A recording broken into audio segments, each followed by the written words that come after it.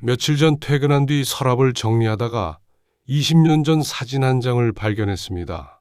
사진 속에 저는 아이를 안고 환하게 웃고 있었지만 이상하게도 오래 바라볼 수가 없었어요.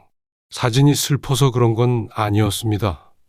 그때 저는 앞으로 제 몸과 마음에 얼마나 많은 금이 갈지 아무것도 모른 채 웃고 있었죠. 사진을 다시 서랍에 넣었어요.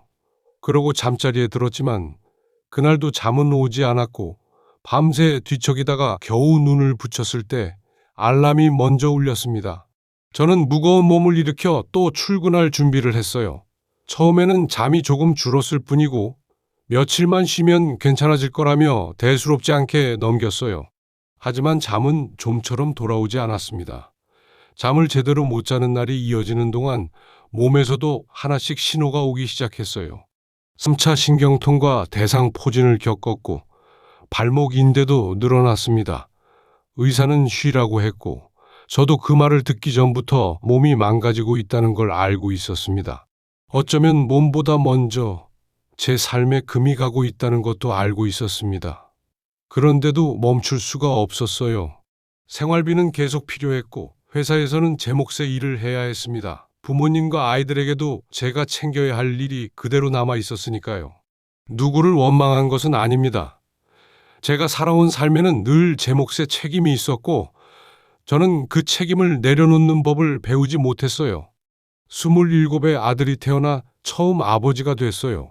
29에는 딸아이를 품에 안았고 그 작은 손을 바라보며 무슨 일이 있어도 두 아이를 끝까지 지키겠다고 마음속으로 약속했죠. 그 약속 하나로 여기까지 왔다고 믿었어요. 힘들 때마다 아버지니까 견뎌야 한다고 마음을 다잡았고 아직 출근할 수 있으니 조금 더 버텨도 된다고 스스로를 달랬어요. 사람들은 시간이 지나고 아이들이 크면 한결 편해질 거라고 했습니다. 저도 아이들이 자라기만 하면 제 어깨가 조금은 가벼워질 줄 알았죠. 하지만 아이들이 크자 취업 걱정이 남았습니다. 취업하면 끝일 줄 알았는데 그 뒤에는 결혼과 집 걱정이 기다리고 있었어요. 그 아이 부모님은 해마다 병원에 가는 날이 늘었습니다. 회사에서도 제 나이는 경쟁력이 아니라 부담으로 여겨지기 시작했죠. 그제야 알았어요. 시간이 지나도 책임은 끝나지 않았습니다. 아이들 걱정은 그대로인데 부모님을 챙길 일과 회사에서 감당할 부담까지 늘어났어요. 저는 아픈 몸으로도 출근했고 부모님께 전화를 드렸으며 아이들에게는 괜찮다고 말했습니다. 그렇게 말하고 나면 정말 괜찮아져야 할 것 같아서 더 아프다는 말을 꺼내지 못했죠. 요즘 거울을 보면 주름보다 눈이 먼저 보입니다. 한때는 내일을 기다리던 눈이었는데 이제는 오늘 하루만 무사히 버티자고 말하는 눈이 됐어요. 그래도 아침이 오면 저는 다시 출근할 겁니다.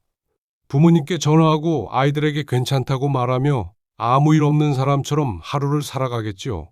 예전에는 그런 사람이 강한 가장이라고 생각했습니다. 하지만 이제는 끝까지 참는 것만이 정말 강한 것인지, 왜 저는 힘들다는 말 한마디조차 하지 못했는지 스스로 묻게 됩니다. 오늘도 저는 평소처럼 웃었고 괜찮은 척 했습니다. 잠 못 든 밤도 몸의 통증도 아무도 모르게 숨겼어요. 그날 보았던 사진이 자꾸 떠올랐습니다. 돌이켜보니 저는 가족에게 늘 괜찮다고 말하면서도 정작 제가 힘들다는 사실은 한 번도 인정하지 않았어요. 그래서 사진 속 젊은 제게 한마디 해주고 싶었습니다. 많이 버텼다고. 그제야 제가 정말 기다린 것이 무엇인지 알았습니다. 해결책도 대단한 위로도 아니라 누군가 제 금 간 곳을 알아보고 많이 버텼다고 말해주기를 바랐던 겁니다. 그 말을 해주는 사람은 없었습니다. 내일 아침이면 다시 알람이 울리고 책임도 그대로 남아있겠지만 오늘만큼은 거울 속에 저를 외면하지 않았어요. 그리고 처음으로 제가 저에게 말했습니다. 정말 많이 버텼다고요.